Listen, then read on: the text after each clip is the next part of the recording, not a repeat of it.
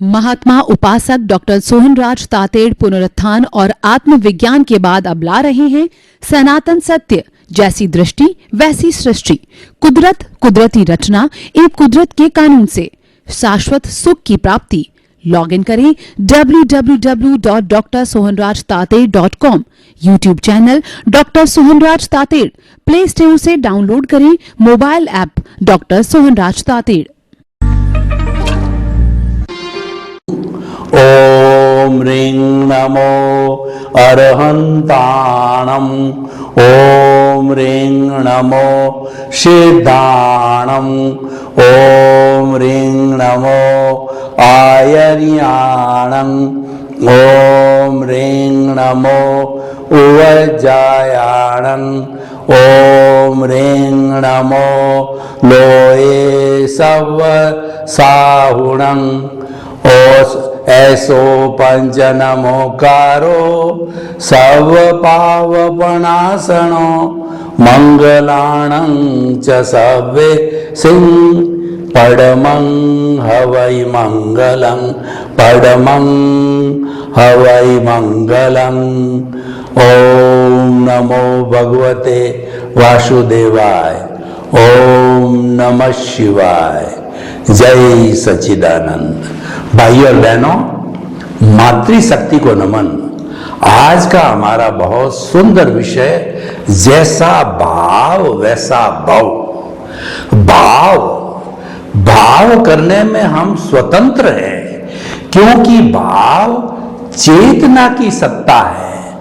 भाव चेतना से जुड़ा हुआ है और चेतना पर कुदरत का कानून लागू नहीं होता है। चेतना अपने आप में पावरफुल होती है और चेतना इस पूरे ब्रह्मांड की सबसे शक्तिशाली द्रव्य कहिए तत्व है। जो चेतना के लिए कहा जाता है कि जे एगे जाने ते सब्बे जाने, जे सब्बे जाने से ते एगे जाने। जिसने चेतना को जान लिया, आत्मा को जान लिया, उसने पूरे ब्रह्मांड को जान लिया। क्योंकि ब्रह्मांड को जानने वाला कौन है? ब्रह्मांड को जानने वाला चेतन तत्व है। जड़ तत्व में अनुभूति, संवेदना, फीलिंग नहीं होती, उसमें ज्ञान दर्शन नहीं होता है, उसमें देखने और जानने की शक्ति, गुण, लक्षण नहीं होते हैं। इसलिए चेतना पावरफुल होता है और चेतना से बढ़कर के इस ब्रह्मांड के अंदर कोई वस्तु नहीं होती है। तो उसका जो कहना चाहिए कि भाव उसमें से निकलते हैं। अब भाव किसे कहते हैं? भाव का मतलब होता है कि जब हम इस शरीर को छोड़ देंगे तो नेक्स्ट कौन सी बर्थ के अंदर जो है हम जन्म लेंगे, वह भाव कहलाता है। तो जैसा हमारा भाव होता है वैसा भाव बनता है। कहने का अर्थ ये है कि भाव से चार्जिंग होती है और उस चार्जिंग से जो हमारी कॉजल बॉडी बनती है, और कॉजल बॉडी जो है वह उसके साथ में हमारा आयुष्य कर्म भी जुड़ा हुआ है। और जैसा हमारा आयुष्य कर्म का बंद होता है उसके अनुरूप जो है हमारा अगला जन्म होता है। तो हमारा जो ये भाव पक्ष बहुत ही मजबूत, आवश्यक जो है तत्व होता है। अब देखिए भाव बनते कैसे हैं। भाव बनने की एक पूरी प्रोसेसिंग फैक्ट्री होती है। जो हमारा भीतर विराजमान शुद्ध आत्मा भगवान है, वह तो अक्रिया है, वह कोई तरह की क्रिया नहीं करता है, उसकी तो मात्र हाजिरी है। वह तो मोक्ष स्वरूप है, वह तो अनंत ज्ञान, अनंत दर्शन, अनंत शक्ति और अनंत सुख का धाम है। और उसकी हाजिरी के बिना जो है हमारे जीवन का कोई भी कार्य संचालित नहीं होता है। हम जड़वत होते हैं, हम मुर्दे हो जाते हैं। जैसे वैदिक परंपरा कहती है कि भगवान की इच्छा, भगवान की आज्ञा बिना इस ब्रह्मांड का एक पत्ता भी नहीं हिलता है, तो हम ये कहते हैं कि हमारा जो मूल स्वरूप आत्मा है, द्रव्य आत्मा है, उसकी हाजिरी बिना हम मुर्दे हैं, तो आप उसकी आवश्यकता को खुद समझ सकते हैं। तो भाइयों बहनों, हम आपको ये बताना चाहते हैं कि अब हम इन भावों का प्रोसेसिंग फैक्ट्री कैसे है, वह है प्रतिष्ठित आत्मा। मूल आत्मा कुछ नहीं करती, और ये जो हमारा मन वचन काया रूपी जो शरीर है, ये तो पिछले जन्म के कर्म के भुगतान के लिए मिला है, और यह तो जो है मात्र जो ही भुगतान होता है, जो ही इसको जला दिया जाता है, इसको समाप्त कर दिया जाता है, समाप्त हो जाता है, तो इसका रोल तो खाली जो है कर्मों के भुगतान का, हिसाब का, परिणाम का लेने देने तक ही इसका जो है कार्य कहिए या ड्यूटी कहिए होती है।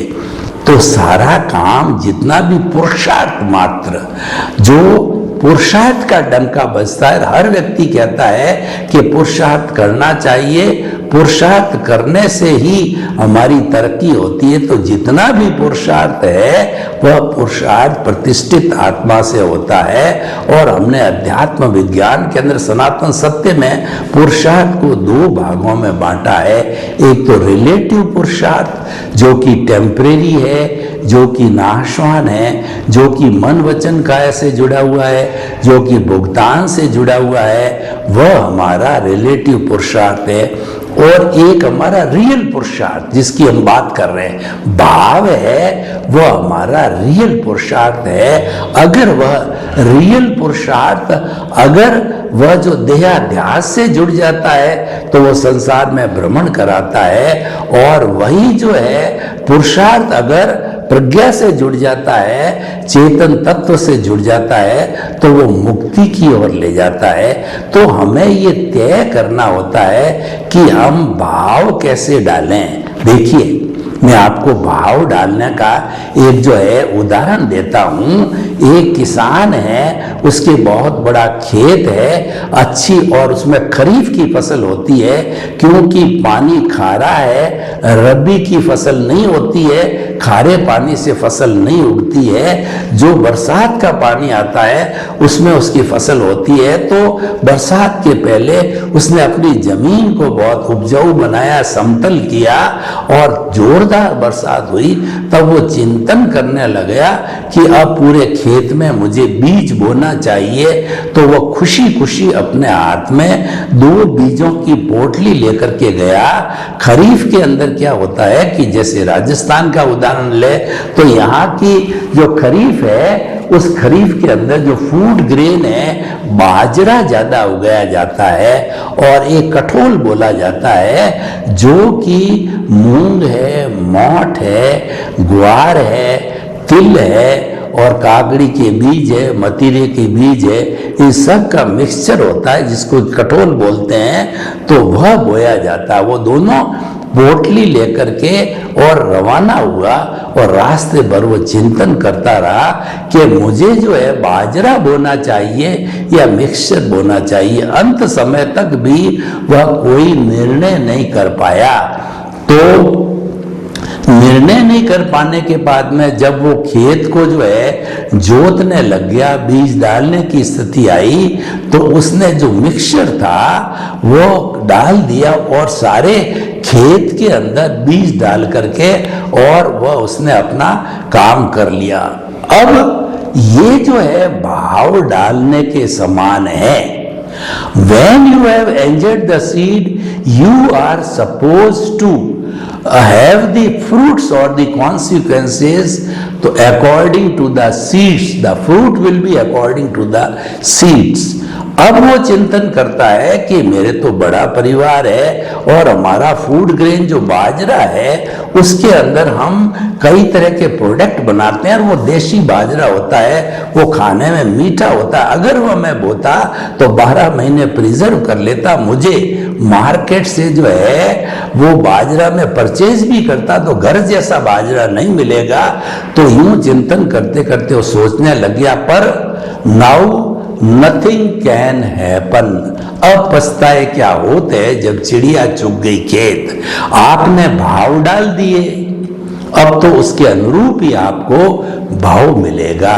तो उसी तरीके से हमारी जो ये प्रतिष्ठा करने वाली आत्मा है उसको हम प्रतिष्ठित आत्मा कहते हैं। ये दो तरह की होती है। जब ये भाव डालती है तब वो चार्जिंग प्रतिष्ठित आत्मा होती है, और जब वो पिछले जन्म का चार्ज डाल करके इस जन्म के अंदर वापस मनुष्य जो है जन्म लेता है तो वही प्रतिष्ठित आत्मा डिस्चार्ज बन जाती है।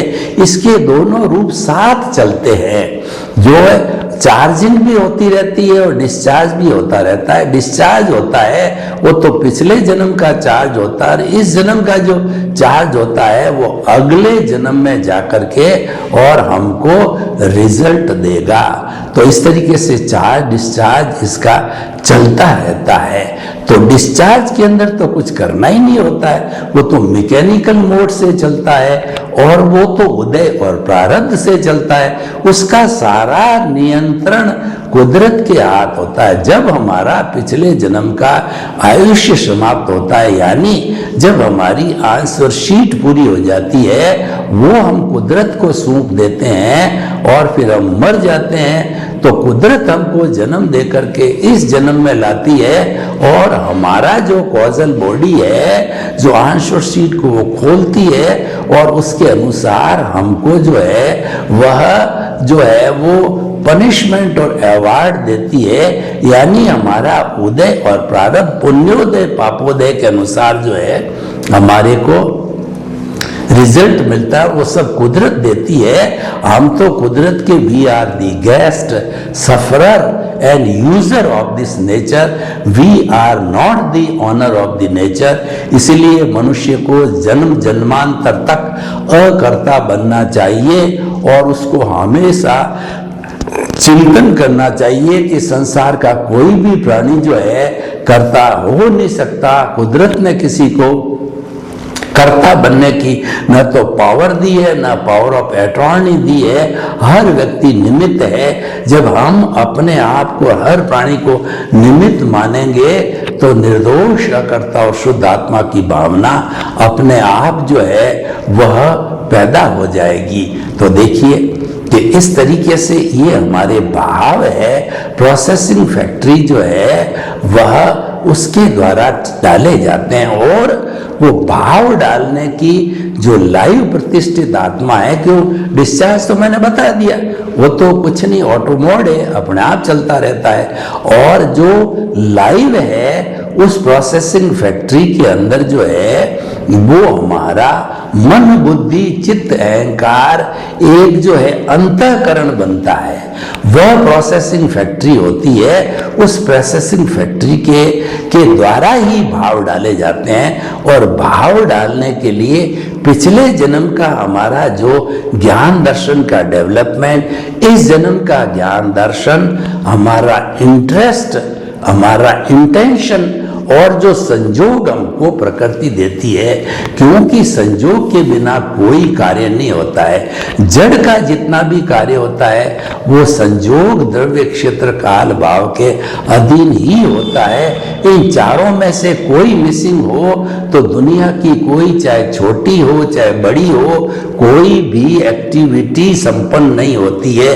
ये हाथ की अंगुली हिलती है तो इसमें द्रव्य क्षेत्र काल भाव चारों काम कर रहे हैं। मैं आपको बताना चाहता हूं, कोई लकवा मारा हुआ व्यक्ति क्या अंगुली हिला सकता? नहीं हिला सकता। अभी अखबार में मैंने पढ़ा था कि जो लेफ्ट साइड का जो लकवा मारा हुआ व्यक्ति था उसको कोई अटेंड करने वाला नहीं था, तो एक जो है चूहे ने आकर के और उसकी पूरी आंख को कुतर दिया, वो चूहे को हटा भी नहीं पाया। अब देखिए, तो इसका मतलब द्रव्य क्षेत्र काल भाव में से कोई न कोई मिसिंग हो रहा है जब वो चूहे को नहीं हटा पाया है। तो इस तरीके से ये हमारा भाव के अंदर ये सब चीजें इकट्ठी होती है तब। और भाव का सृजन कैसे होता है? देखिए कि ये मैंने बताया कि जो डिस्चार्ज चल रहा है, जन्म लेते ही डिस्चार्ज चालू हो जाता है, और डिस्चार्ज चालू होने के अंदर उसका बहुत बड़ा फोर्स होता है, उसको हम कहते हैं वो कर्म, जो हमारा उदय प्रारब्ध का फोर्स होता है, तो उस फोर्स के अनुरूप उसके अंदर राग द्वेष होते हैं। उस फोर्स को जो है अगर आप जुड़ते हो तब तो आप जो है देहाध्यास के अंदर चले गए, आप संसार के भ्रमण के अंदर चले गए, और आपने जो भाव डाले हैं वह भाव जो है या तो अगर शुभ चिंतन करोगे तो शुभ भाव है, अशुभ चिंतन करोगे अशुभ भाव हो जाएगा, यानी आप पुण्य पाप के अकाउंट के अंदर चले गए। और देखिए कि आपका जो आपका उदय और प्रारब्ध चल रहा है, और आपके पास में उच्च कोटि का सम्यक ज्ञान, सम्यक दर्शन, उसकी एप्लीकेशन है, आपने उसकी एप्लीकेशन कर दी, आपकी जो प्रज्ञा जागृत है, आपका एनलाइटमेंट हो चुका है, तो वह प्रज्ञा और आपका सम्यक सम्यक ज्ञान, सम्यक दर्शन जो है वो आपको वो उदय प्रारब्ध में जुड़ने नहीं देगी, वो आपको हमेशा बताती रहेगी मन वचन काया तथा उससे जुड़ी हुई हर अवस्था मात्र कुदरती रचना है। आप तो कुदरती रचना, कुदरती रचना, सुबह से शाम तक, जन्म से मृत्यु तक, हर प्रवृत्ति जो मन वचन काया की है, जो कि फिक्स है, प्रीडेस्टिन्ड है, और जो नियत है, जो डिस्चार्ज है, वो टेम्परेरी है। क्यों? अवस्था का मात्र ही नाम ही टेम्परेरी है, वो आने वाली जाने वाली है। ये मानने लगोगे तो आपके नए भाव चार्ज नहीं होंगे, उसको शुद्ध भाव कहते हैं। जो ही कुदरती रचना माना, शुद्ध भाव हो गए। There are no new causes, when there are no causes means no effect will be there.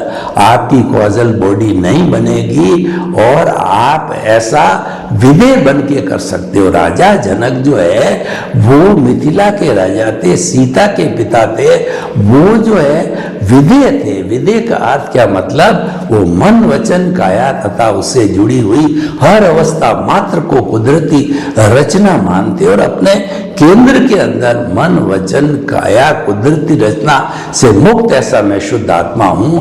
जो खुद का अस्तित्व है वो जो है आर्ट ऑफ द विजन में बिठा करके फिट कर रखा है कि मैं तो मन वचन काया से मुक्त हूं और मैं तो शुद्ध आत्मा हूं।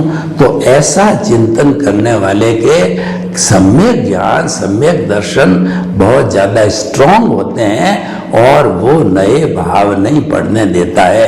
और अगर सम्यक ज्ञान, सम्यक दर्शन नहीं है या कमजोर है और हम जो है कुदरती रचना नहीं देख कर उसके साथ जुड़ गए, तन्मयाकार हो गए, उससे प्रभावित हो गए, तो उन्हें जो राग द्वेष चल रहा है उसमें राग द्वेष और जुड़ जाएगा और कॉजेज बढ़ेंगे और हमें संसार भ्रमण कराने में ले जाएगा। और नो कॉजेज वाला जो है हमको सेल्फ रियलाइजेशन के अंदर लगाएगा, उसको स्ट्रॉन्ग करेगा।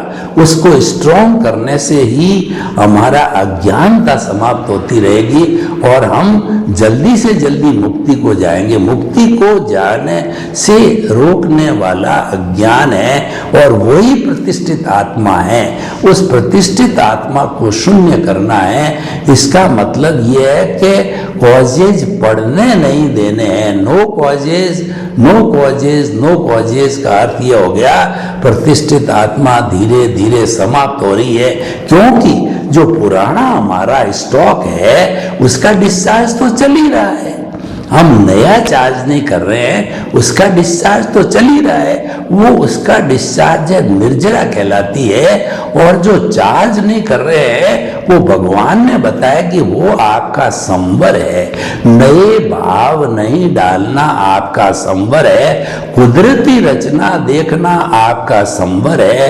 प्राणी मात्र को दुख न देना आपका संवर है। और जो निमित्त निर्दोष अकर्ता और शुद्ध आत्मा के कॉन्सेप्ट से चलना, विश्व के हर प्राणी को निमित्त निर्दोष अकर्ता और शुद्ध आत्मा मानना, ये आपका प्योर संवर है। और संवर के हर संवर के साथ में निर्जरा जुड़ी हुई ही रहती है।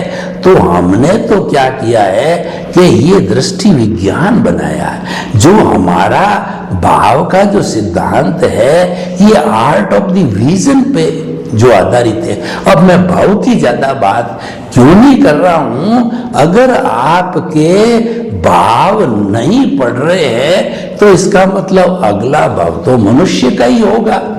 और जो बचा हुआ डिस्चार्ज है, क्योंकि आपका आयुष्य समाप्त हो गया, अभी डिस्चार्ज पूरा नहीं होगा तो अगले जन्म में होगा, एकाध जन्म और लेंगे, क्योंकि आप तो कुदरती रचना देखने के अभ्यस्त हो गए। उसके अलावा कुछ कार्य करते ही नहीं हो। आप तो राजा जनक की तरह विधेय बन गए। तो विधेय बन गए मतलब मीन्स नो भाव।